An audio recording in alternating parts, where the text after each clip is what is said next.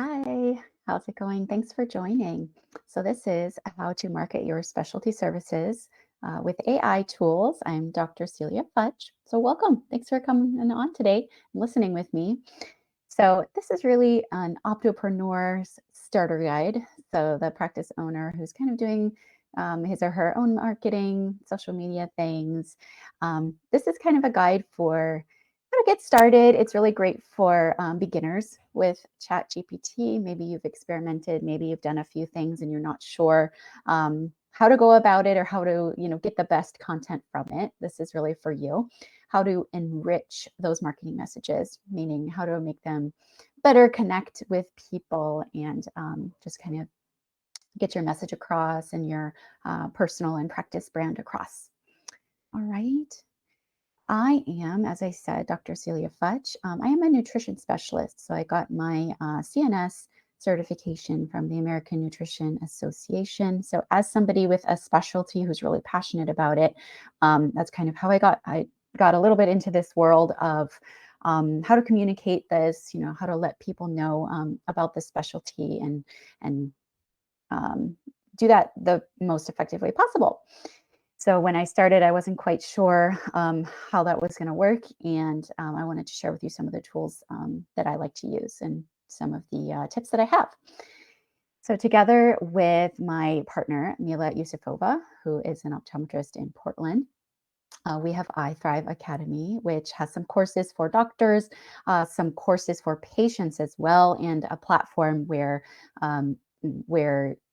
doctors can have their own course platform that's branded to themselves. So we do a practice accelerator program where we custom label a course for your patients on nutrition or other topics that you're wanting to teach your patients. I am not a professional marketer, so please know that. I have done my own marketing for more than 8 years. I opened a practice cold and was doing it all myself. Really, that gritty work of making ads, making print ads, wondering if I'm, making messages that actually resonate. I've definitely dealt with failures, like I've invested in certain types of advertising. It didn't work at all, and I had to go back and figure out what went wrong, what was going on here, what could be optimized. So I've done that for a lot of time. And no other disclosures really, other than we're the founders of iThrive Academy, and that's what we do. As I said, I just want to share that info that's been helpful and insightful, and I hope you find value in it too. So let's get started. So, what are we going to talk about today? We're going to go through an intro, obviously, some of the limitations with these platforms, the caveats, what to keep in mind. And then most of this is talking about what is that prep work that we need to do in order to ask for content. Okay. And that prep work means we're going to provide ChatGPT or the platform really a lot of context. And what context should we be providing? How should we come up with that context and come up with that info about the audience, that customer? We're going to be talking about a lot today, learning about the customer and what that customer is really going to connect with as far as language or marketing. Also, what is our goal, right? What are we trying to get out of these pieces of content? The platform is best informed about that to come up with the best content for you. Style and tone we're going to be talking about. So this is a deep dive for you to figure out what tone and style works for you and resonates with your brand, and that's what you want to put out into the world. And then after that, we're going to go a little bit into specific prompts with social media, emails, and blogs, talk just really briefly about SEO. Okay, so keeping in mind about ChatGPT, it's really best for that brainstorming stage, okay? Coming up with ideas, coming up with lists, really getting your brain thinking. Perhaps, you've got a whole thing generated by ChatGPT, and often when I'm working with it, I find just like these little nuggets that I'm like, oh, okay, I may not have come up with that on my own, or I for sure would not have come up with that on my own. It's got a cool phrase in there that I really want to use, or it's got an idea that I hadn't thought of yet. Okay, so that's my goal for using these tools, and my professional recommendation is that's probably the way you want to think about it too, is we're brainstorming, we're getting ideas. if you're using it for things that have to do with facts and research, which I can go over this later, I don't always recommend, but yes, you have to edit and fact check. Okay, always use your human brain to look it over before putting it out there, especially if it's representing you professionally and your clinic. We're going to talk about utilizing that learning capability of a chat thread. So in ChatGPT, they have the ability to create different threads. You can name them, keep them, and basically in that thread, the platform remembers what you've done previously in that thread. Okay. And if you start a new thread, it's pretty much starting from scratch. And you may need to do that for one reason or another, like you're moving to a different type of audience or different type of content that you just want to have a fresh start. Okay, you can now put some of the context that we're talking about into your account and use it repeatedly. So that's an option as well. But keep in mind all this generating of that context and the info you're still going to have to do.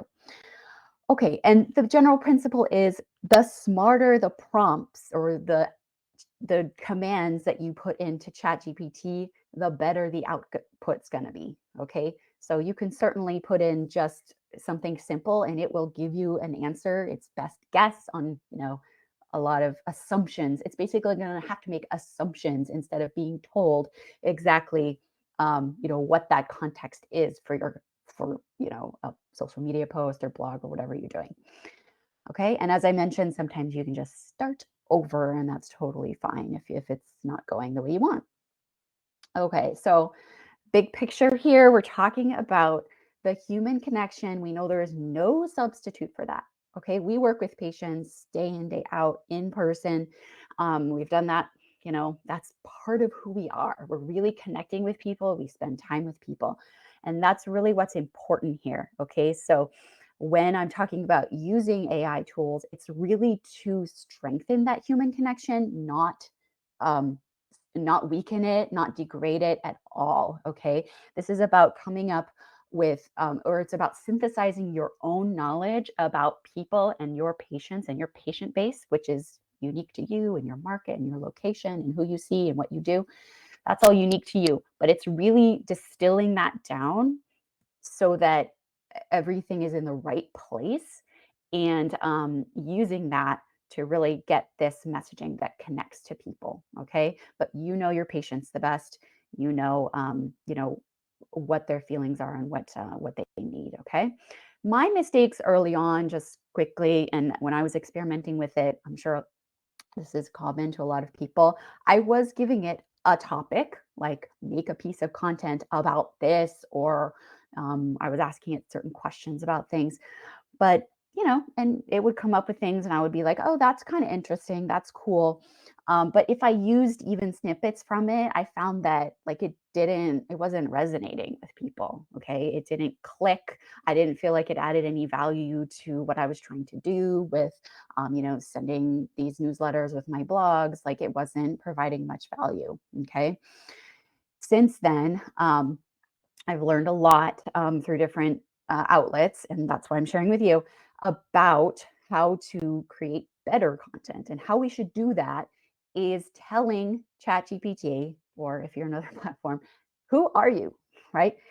ChatGPT was designed to be, like a human in its way that it interacts, right? But if you meet somebody off the street and you say, hey, you know, you know, tell me about, my service. Like they're not going to know what you are. They've never met you. So the point is that Chat GPT has never met you. They don't know about you. They don't know your background. They don't know who you serve and what you do. So if you give it just a topic, or even if you just mention your service, it's not going to be descriptive. It's not going to be as complete. Okay. So I'm going to teach you, I'm going to give you a way to come up with what you can think of as a master script. Okay. You're going to keep it in like a Google Doc or a Word doc offline, either one. You're going to create this master script. You're going to fill in kind of those infos that are specific to you in your clinic. Okay. And you're going to paste it in basically in a thread before asking for a specific type of content. Okay.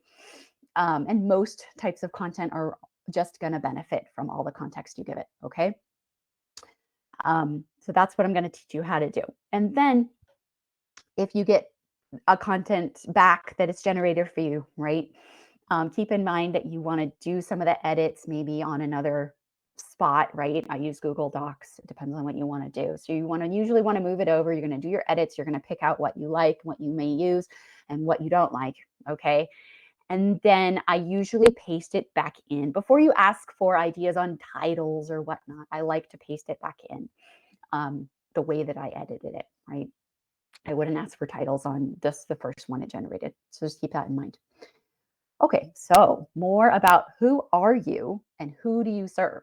Okay, really important things to keep in mind. So even like professional copywriters, if you hire one, that these are the things that they ask. They like have to know about your customer, and that's otherwise known as right market research, right? Which some of us may have done a little bit of, but we know about, right?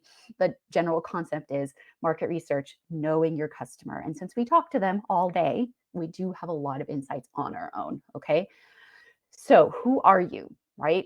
So part of our script, easy part, or one of the easy parts, I am an optometrist, right? Or I am blank. Okay. Talk about yourself. Are you a practice owner? What is your practice about? Talk about your services or your solution. So if you're really focusing on a certain service like myopia control, sports vision, if you do IPL and that's what you kind of want to do more marketing on, that's where you talk about that. Okay, so a little descriptor about your services. I have a slide about that later we're going to talk about. And then my goal, right? Usually our goal is to educate, or you can say your goal is to, grow the practice in this area. I don't know if you want to use the word sell or whatnot, but I usually like to use the word educate because that's usually what we're doing with our marketing material.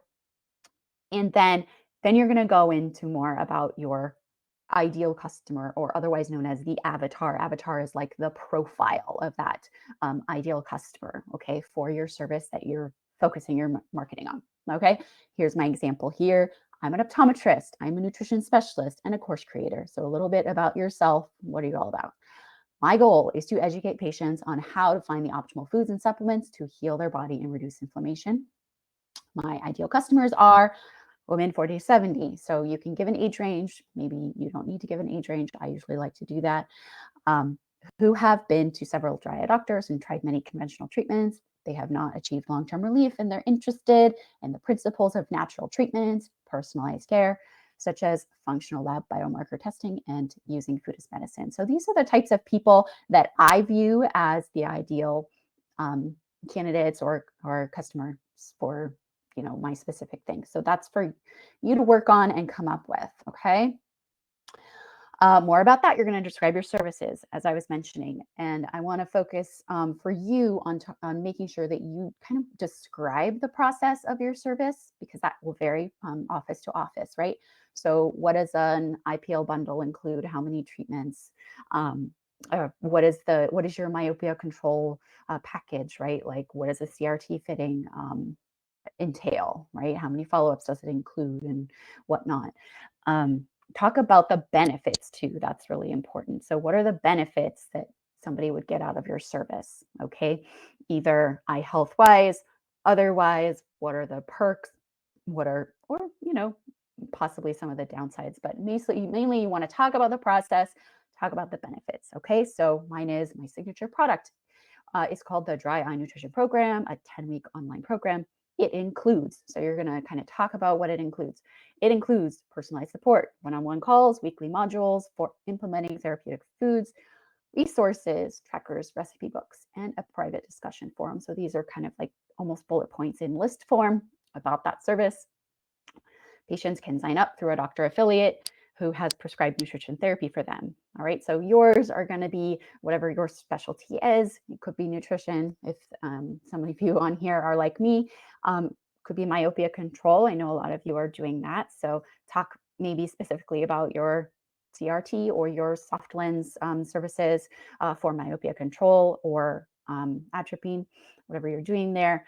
IPL-RF, so some of your who are more into aesthetics and have some of those, that would be a good use of this. Talk about the process and the benefits. Sports vision as those examples for you.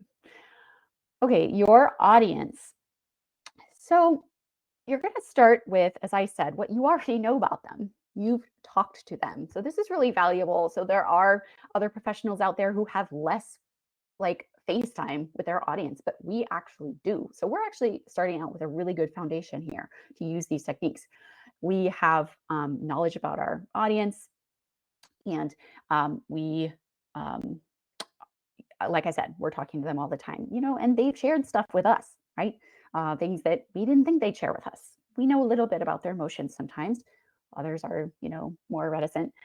But you're going to dig deep, come up with what you already know from the conversations that you've had with them. What are their emotions? What would their concerns be about, these services? What would their fears be? Like even some of the deeper fears, like some sort of, a terrible complication. Like just think about what's going on deeper with them, okay? Challenges. And then I'm going to show you how to get some input and ideas from ChatGPT to kind of expand your list to think more deeper about this. And when I do this, I always find things that I hadn't thought of, okay? Even though I know my patients pretty well, I tend to get some value from this. So I'm going to show you how to do it and some of the prompts that I use to do that. Okay, and like I said, you know them best, but this is going to help you expand your brainstorming process on this, thinking deeper about them. And then you're going to filter your list, as I said, that you might get back from them to the ones that you feel match your patient base and your situation. Okay, so what more specifically am I talking about? So this is that market research portion, learning about your ideal customer, your audience. What are their core desires? What do they want, right? They want healthy eyes. They want value for their money. They want time efficiency. They're busy, right? So these are some common ones. What are their real world problems, or what we would call pain points? Okay. Maybe it's that they're stressed, right? Like they don't have the bandwidth to handle, thinking about starting something new or doing a new treatment. That's a common one, but there's more. What would those emotions be, right? What are the emotions down there about those and emotional conflicts sometimes? Objections. What would their common objections be to starting a new treatment or doing a new service with you? Roadblocks, challenges, just other ways to word that category. Okay, and then thinking about what would be an empathetic response that you might have to those objections. And then also conceptually thinking about those real world problems and pain points, how your service addresses them is really where you're going to get the best connection with people. Okay, how can you connect your service to their real world pain points? Okay, this is where you actually get people to realize, that they start to feel more comfortable making that jump with you, especially if it's a big jump like financially or whatnot, or just time wise. Okay. So connect their pain points to your solution. That's ideal. That's what we're trying to get to. Okay. So what specific prompts that you might use or that I find helpful? So you're going to describe, you've already described the avatar, right? You've done your description of the avatar, like what remember, like using your foundation from your conversations. You've described it there. Then add this snippet for this avatar or for this customer. You can use that word too. What would the 8 primary deep emotional and psychological desires be that they experience and are aware of? And then I like to ask for the ones that they may not be aware of. Okay, these kind of give me insight. And I like to say, include a phrase using their words and language. Okay, so it's going to hopefully give you a list, but also give you a phrase that they might use when talking to a close friend about this desire, right? Okay, written like a human. Okay, and I find these can be helpful. And then the second one is kind of the similar prompt, but using real world problems, challenges, or pain points. Okay, instead of desires. All right, kind of similar there. Other ones you can ask in there to get some, thoughts about your audience description. What might they have already tried? Okay. You can ask ChatGPT and it might come up with things that you may not have thought of, what they've tried. What problems are they facing? Because they can't get to this outcome because they desire this outcome. Okay. Um, what problems are they facing because they can't do that? Okay. Um, how are these problems affecting them on a day-to-day basis? How these problems making them feel? Okay, we've already talked about emotions. This is just a different type of prompt to get to that answer. How do they want to feel instead? Right, similar to desires, but has more emotional language. How do they want to feel? Okay, what do you think about that? And what results and benefits are they expecting to achieve? Okay. Just a side note, giving the platform a role may help. And I didn't even know you could do this, but you can tell it to act a certain way as part of your prompt. Okay, so some things I've used in certain situations act as an expert in psychology and human emotions. So for some of this, like a prep work, I've asked it to do that, and I feel like it helps. For some of the other work in creating content, you can tell it to act like a convergent copywriter or act like a marketing specialist, for example. Okay, sometimes that can just help it, clarify what it's doing in its role. If you're coming up with maybe handouts or whatnot, you can ask it to act as a clinician educating a patient on a condition. Sometimes that can help you get some of the language that's a little bit more appropriate. So just keep that in mind that you are able to do that. You just write in there, act as a blank, okay, as part of your prompt. All right. Lastly, so what tone and style do you want? Okay, I never even thought about this, which is why I want to share it with you because it can be helpful. Um, so perhaps you already know you have some descriptors for, what kind of writing style you like. Perhaps you don't know and you want to figure this out. So the way I kind of went to figure this out, and it might be helpful for you to do this too, is to find a sample. Okay. Maybe it's a website you like going to. Maybe it's an email list that you enjoy. Maybe you open it every time you get it. You like reading it. You feel like it flows well, that it kind of helps you understand the brand. Um, and what I did is I got on some other people's email lists, and I found a few that I like, maybe two, out of the email lists that I was getting. And there were definitely some I didn't like, and maybe it's just preference. Obviously, everyone's a little different, but I found some that resonated with me, and I felt kind of comfortable, almost matching up with that in some level. Okay, and if you have a sample, you can input that into chat and say, "Hey, describe this for me. Like, how would you describe the writing style here?" Okay. Find description keywords for how this is written. What is the style like? So you basically just ask it that and see what it comes back with and see what descriptors. So for example, when I did that with the emails that I like and hoped to somewhat emulate, they were written with emotion. They used storytelling. Okay, they used the avatar. Here is our patient. They used the avatar's point of view. They used a conversational tone, a level of conversational tone in the language, as if the patient would be talking to a friend. They were more empathetic, relatable. I like that descriptor. Vivid imagery, illustrated storytelling. I mentioned casual and friendly. I do like to use personally. Like I said, you're going to find your own, but these are descriptors for the tone and style that you're going to include in your prompt, or that you can include in your prompt to get it to that tone already without wasting time. So you give it that instruction. Okay. So I like casual, friendly, approachable, using storytelling, sometimes imagery, focusing on emotions. I like these principles. Okay. You can tell it maybe that you want it, professional. Those are also common words that you may want to use. Okay. Okay, and be sure that you know that you can tell it what not to do. Okay, so maybe you've worked with it for a while and you've noticed it does, things that you don't like. You can tell it not to. Like I usually have a kind of a standard: don't use manipulation, don't use cliches, jargon, or tropes. Sometimes it listens, sometimes it doesn't. So keep that in mind.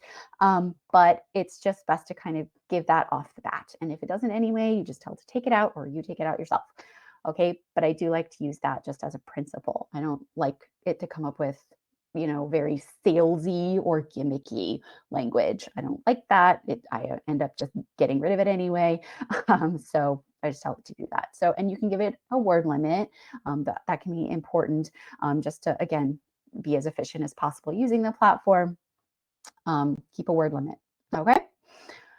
All right, so we're kind of almost ready to tell it what you want to generate. I know that was a lot of information, but if you've compiled this sort of thing, okay, you've got your about me, you've got your about your service, you've got about your audience, which, like I said, it can help to use ChatGPT to really get that comprehensive list of desires, emotions, things about kind of what's going on deeper, that you may, find some language that connects better with. And you're going to compile that, right? Like I said. And then what you can do is start out with this prompt here if you want to. You can tell the platform, look, I'm going to give you all this stuff. Okay. And then I'm going to tell you what to write. Do you understand? Right. Just as a second check to make sure, like, are you going to be able to synthesize this? I've always found that it says yes, but it helps to prepare it, and say, I'm going to give you all this, and then I'm going to give you the instructions. Do you get it? Okay. So that's what you're going to do. You can say this and then follow up that prompt with what we've prepared here. Okay. About your stuff that's unique to you. Okay. Now you tell it and you can give it that content command. And I find that when you provide all this context that you've worked through and done the prep work on, it's going to come up with stuff that is a bit more helpful to you. So that's the point here. You can tell it to make a social media caption, meme style hooks, which are that kind of hooky thing, that might be helpful in social media, or sometimes in captions too. You can tell it if you want pop culture references. So again, I didn't even know you could do this, but you can tell it like, okay, my audience is, this age and they like references about X or Y. You could actually tell it to do that, and it might come up with something that, like I said, resonates, or gets people to stop and read your content if it's on social media. And then like I said, you could work on an educational handout about your service. Obviously, for educational handouts, you are going to do the science part of it, right? You have the resources, I think, about your service as far as what studies have been done. Okay. So you're the best resource on that. This is really about the other stuff. Okay. Talking about the benefits, how to get language on that. Okay. Or writing an email and generate a list of blog post topics. Or opt-ins is another interesting use. If you do email marketing, or you want to collect more leads, meaning you want to get leads who might be interested in your business but haven't quite, come in yet for any service, you can have a little pop-up or a little thing on your website and says, hey, do you want this guide, or do you want this? That's called an opt-in. So it's a little freebie that helps them connect with you, give them your email, willingly, right? So that if you email them later to kind of warm them up about the services, you have the opportunity to do that. So that's called an opt-in. But ideas for what might be the most valuable, or what, people might be most likely to want to download or grab, you can ask ChatGPT for that. Like I said about social media, I'm not going too in depth about ideas for social media, but because a lot of this was about that prep work. But like I said, you can ask it to write an Instagram caption, design a carousel, or any other type of post. It'll, if you ask it for like video ideas, it'll maybe go over what types of graphics you could use. I don't find that too helpful. But you could certainly ask it to maybe design a reel for you and see what it says. For emails, right, you might want to then ask it to, let's write a newsletter about the specialty service, or an introduction to your specialty service that you're working on marketing. Write an email introducing a new blog post, for example, or writing an email with that opt-in freebie. So if they downloaded the freebie and it sends them that email with it in, maybe coming up with some key phrases there in that email could be helpful to you as well, just introducing the practice or whatnot, and doing some general warming up there. Just a caveat, sometimes when I ask it to make emails, it'll go into this really formulaic kind of uh, content. Like it has this formula for a sales email already in there. So keep that in mind that it may pop that up for you and it sounds salesy.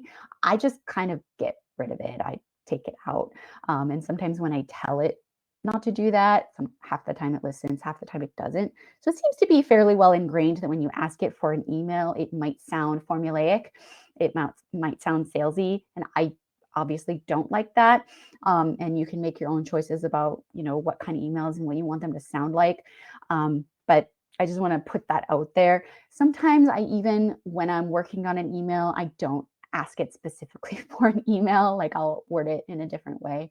I'll just ask for descriptions or whatnot. Like I'd say that. So keep that in mind, and you may choose to use that tip as well. Okay. Blogs. So for blogs, sometimes I like to ask for what's called content pillars. This can help me plan, especially if you like to do some of these things ahead of time and schedule them. So content pillars would be just categories, like what categories might resonate with my audience that, like I said, I've given all the background on and what they're interested in, what's going on deeper, what might resonate with them, and their core emotions and pain points. So sometimes content pillars I find helpful. And then within the content pillars, you can maybe choose one that you're going to do. And then you can maybe generate titles, okay, or blog ideas. All right. Remember, I said not to generate the titles until after it's done. Do keep that in mind. But here, what I mean is you're generating blog ideas, okay, or blog topics is what I would say. So what would the actual blog topic be within that content pillar? Okay, and you can tell it to optimize for an SEO keyword. Okay, I'm not an SEO expert. I have some just kind of basic tips on SEO, which is there are some platforms where you can check if you have a competitor or some website who you think your ideal patient audience might be going to as well.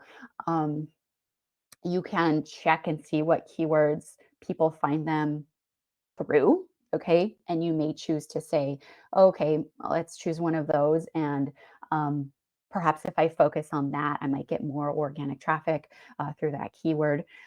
So you can do a little bit of research there if you want to. But like I said, this is not an SEO lecture, but I just wanted to let you know you can ask when you can give it an SEO keyword to optimize for when you're asking for content.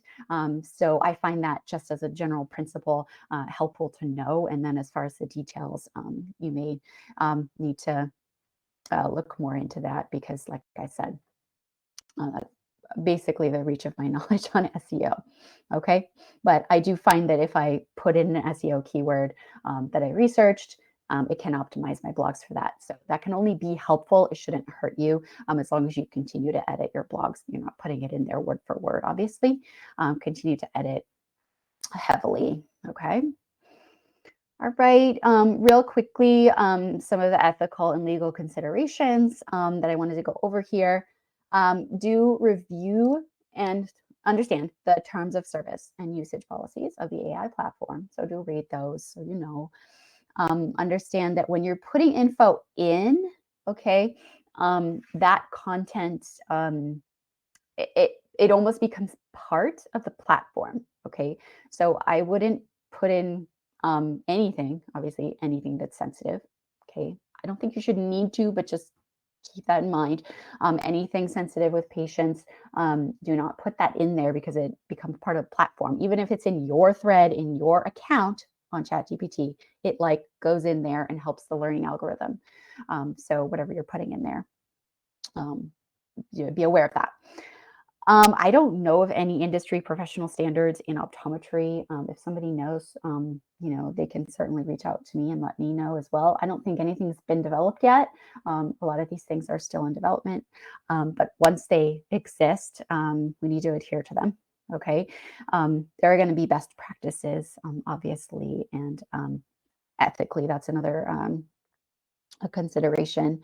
As I said, data privacy regulations and any legal requirements. I can't think of anything specifically legally other than, you know, you cannot you can't claim a copyright on something that AI pushed out for you. If you copied and pasted it word for word, like you shouldn't.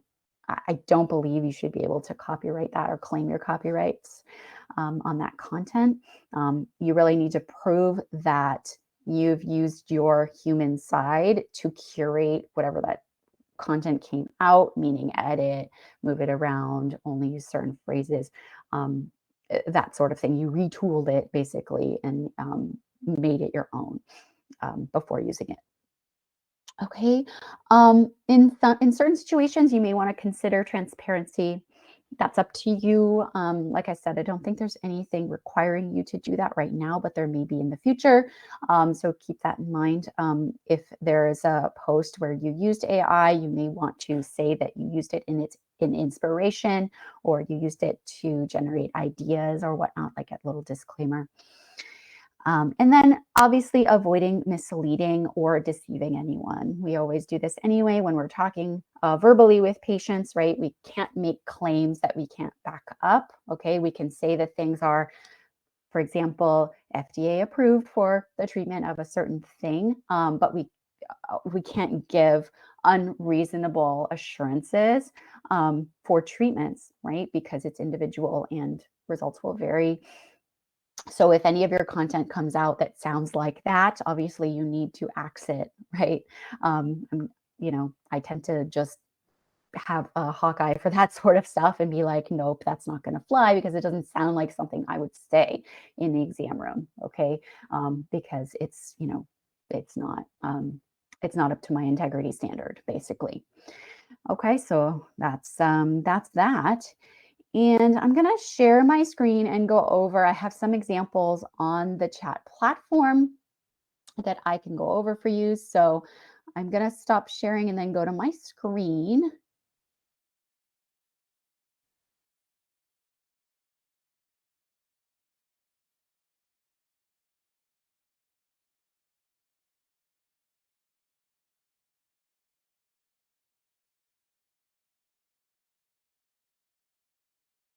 Sorry, just getting over there.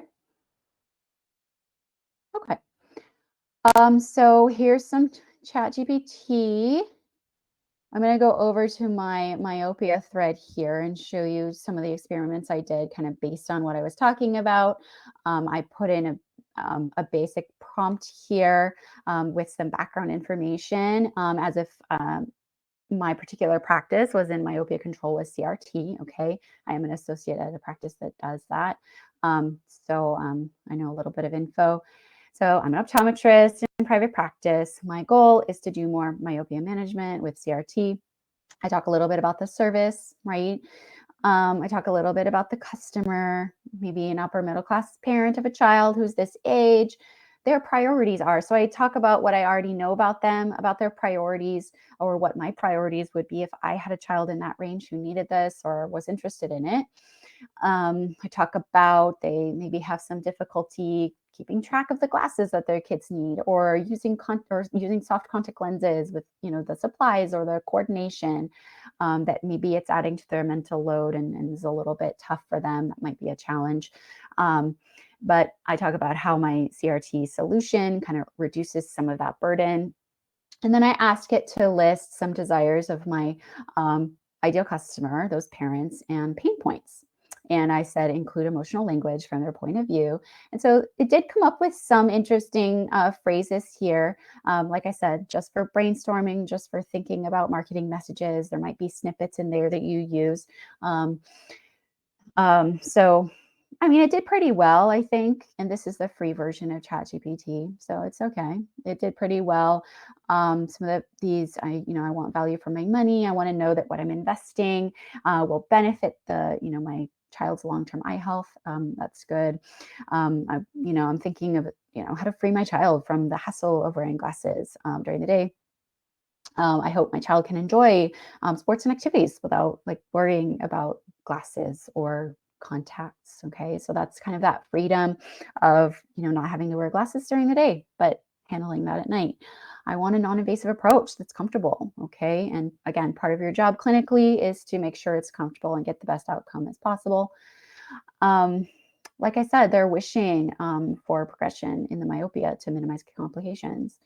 Here's some pain points. Again, dealing with broken glasses and contact lenses adds to, the overwhelm. My child's prescription keeps getting stronger. I'm a little anxious. Um, Talking about eye-related expenses. So again, it goes over that. Here's a little bit more emotional language. I might have a little fear that myopia might lead to serious problems. Okay, so obviously our goal is not to inspire fear; it's to understand it, right? That it's part of of that experience of the patient. So it's something to connect to without we're not taking advantage, okay, of their fear. It's something to understand. It's something that we do naturally, right? If they express a fear, we tell them we understand. So we're being empathetic already. But like I said, this talk is about how to incorporate some of that language, that empathy that we're using with patients, how to use that in other methods, right? In our emails, even our blogs, or like I said, in social media. Okay. And then I kind of said, use this, what you generated, what you kind of got about this patient to create a handout. Okay. And I talk about the tone, what it should be: friendly, empathetic, engaging, not salesy, not gimmicky, no cliches, please. Address the recipient, in a conversational manner, create a sense of connection. I don't like it to use the words "you're not alone" because it tends to do that a lot. So I tell it not to do that. Make the writing style relatable. So I talk a lot about tone and style. And then what it came up with was, which is some content here. It's a little more enthusiastic than I would like. Obviously, I don't always like some of these headlines or subheadlines it comes up with. But, a lot of the content I did like and I thought could be valuable to use some parts of. Um, you would just, again, take out what sounds too salesy or gimmicky. We're here to tell you about something that could make your lives a lot easier. That's good. Um, let's break it down. What are the benefits? Sleep your way to better vision. Okay. It talks about how it reshapes the cornea. Isn't that cool? Isn't that neat? Healthier eyes. Okay. It's a proactive step. So some of these words are, keywords here that might be helpful to use. This it talks about this daily struggle of finding lost glasses or worrying about the contact lens routine or hygiene. Okay. Um, Value for investment. We're telling you it's a long-term investment, right? You know, you're looking at spending less on glasses and contacts, and this upfront cost for the CRT, will be worth it. It's what that language is kind of coming across. Your child can enjoy sports, play dates, and life without glasses or daytime contacts. Okay. And comfort and safety, we talk about, you can go more into your expertise, of course, and in providing that comfort with the lens and making sure it's safe, because that's really clinically on you. Knowledge is power. We're empowering parents with information. We'll walk you through everything. We answer your questions. So this is an interesting one I may not have really thought of, is really reassuring people. You can use this verbally in your consults, really reassuring people that this process is comprehensive. We will be with you step by step. Our staff knows about it. We know about it. So whatever questions you have, we're with you. And just, again, reassuring them that we're experts at this. We've done this for a while. So all of this really, the platform designed to really resonate with those emotions, fears, those inner struggles of that customer. I think it did okay. I think there's definitely some points here, that could be helpful. Okay. Over to my IPL thread here. If you want to see what I quickly did, I didn't do a ton on this thread, but I did start it, and you can see what it came up with. I did this again. I'm an optometrist and clinic owner. My goal is to educate patients on the benefits of intense pulse light. I offer this. I talk about the service, what it provides, and the ideal patient is this. This is what I know about them, or this is what I could come up with about them here. What they want to simplify their routine. They may have, lots of logistical steps with some of these other like wipes and drops they're using. Maybe they want something that lasts longer, right? That's a big benefit with this longer term effect in its safety profile. So I ask it, what would these emotional and psychological desires be? And here's what it came up with. It came up with, like I said, these phrases that sound like it's from the customer's point of view or the patient's point of view, which, like I said, feels helpful to me to really personify them. Okay. It reminds me of being with the patient. It helps me to think about that, one-on-one connection with them. So I'm just tired of dealing with these things. It's frustrating, right? It affects my mood. I feel self-conscious maybe about my wrinkles, and I wish I could do something, but I'm not sure. My current routine is kind of a hassle, right? So these are points that you can use, like I said, to create language and create ideas, or just use it as context in this thread before you ask for a content piece that really resonates with it. I want long-term solutions. I want freedom from some of these medications. Some of these may not may not have applied, but yeah, I want to take back control. Again, some of these that they're not aware of, again, you pick out the ones that resonate and just ignore the ones that don't. Okay.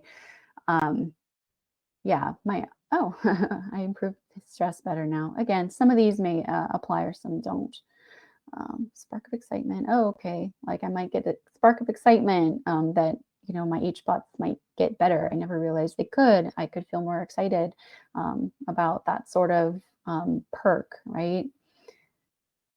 Right. So, I mean, again, that's what it came up with. And when you go in and you create some content, there's obviously a process to go back to get it to edit, right? You can always, you're going back to say, hey, change this, or I want you to focus on this point here and elaborate that. You can ask it to elaborate, or maybe ask it to focus on certain points before ask it to, make content pillars or whatever other content or captions. Okay. So that's basically the end of our talk here. It was about 48 minutes, so right under the time that I was planning to use here. So I really appreciate you joining, and I'm available for questions if you have any questions or comments or anything else that you think would be helpful here. Just to wrap up, I'm just doing this to really hopefully share what I've learned that has been helpful to me to think more about what language I'm using. Okay, when I put my messages out there, doing my own marketing, what do I want it to be? I want it to sound like me. I want it to be authentic. Okay. So yeah, like I said, it's thinking about your personal voice, your personal brand, how you practice, how you talk to people. Okay. I use some of those style descriptors because that's how I usually talk with people. Okay. So it's all about presenting yourself authentically and in a way that really connects with people in those words in content, right? Or sometimes it's, um, even in social media, we focus on, is my post going to go viral? Is it, going to get engagement, right? But really what gets engagement is something that's relatable, right? That's why it doesn't always have to be humorous. It can be, there can be like a little glint of humor, um, which I sometimes like to do. And other doctors have different preferences. They like it to be more humorous. They like it to have more pop culture references, to be punchy or whatnot. And that's totally up to you. Whatever you feel is authentic to you, totally fine. Okay, as long as it follows, professional standards and doesn't make promises, that's totally fine. If it gets people involved, that's the point. But like I said, I have found it helpful to really think about who I am authentically, who I want to be with patients, and how to communicate that. So I hope you do too, and reach out if you need anything. Otherwise, thanks for joining. I'll say bye bye.